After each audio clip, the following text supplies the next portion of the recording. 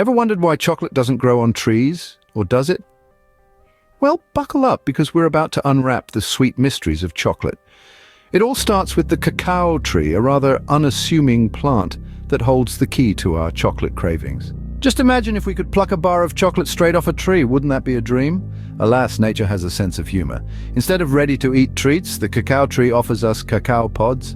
Inside these vibrant, football-shaped fruits are cacao beans, which are the true stars of our chocolatey tale.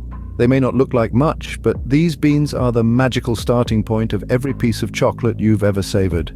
The journey from tree to treat is a fascinating one, full of twists, turns, and tantalizing transformations. So we do have chocolate growing on trees, just not in the form we'd like to sneak a bite of at midnight.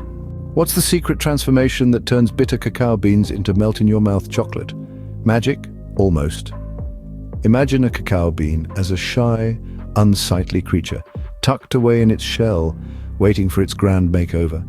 First, it embarks on a spa retreat, if you will, in a process called fermentation. The beans are gathered together, covered in banana leaves, and left to sweat it out in the tropical heat. Over the course of several days, they mingle, they marinate, they ferment.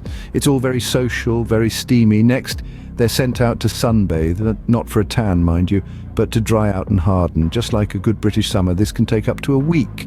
But by the end of it, our beans have shed their initial bitterness and are beginning to show a hint of their chocolatey potential. Now, it's time for the beans to face the heat. They're roasted to perfection, coaxing out their natural flavors and aromas. It's like a sauna, but for beans. The heat transforms them from humble cacao beans into something more akin to what we know and love. Finally, the beans are ground into a fine paste. It's like a full-body scrub, smoothing out any rough edges and revealing the beans' inner beauty, a rich, chocolatey mass known as cocoa. And voila! From an unassuming bean to a chocolatier's dream, we have our cocoa mass. But that's not quite the chocolate bar you're salivating over, is it? Ever seen a caterpillar turn into a butterfly? Well, our cocoa mass has a bit of a transformation up its sleeve too.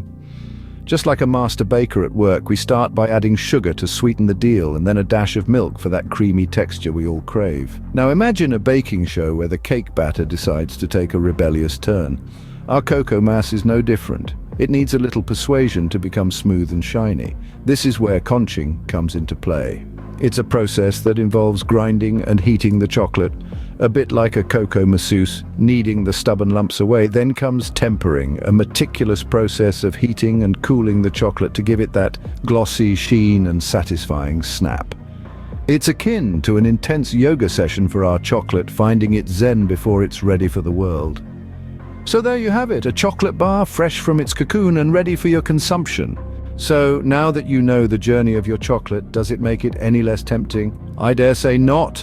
The complex process behind that simple, delectable delight only adds layers to the taste, doesn't it? It's like enjoying a symphony, knowing each note was meticulously crafted.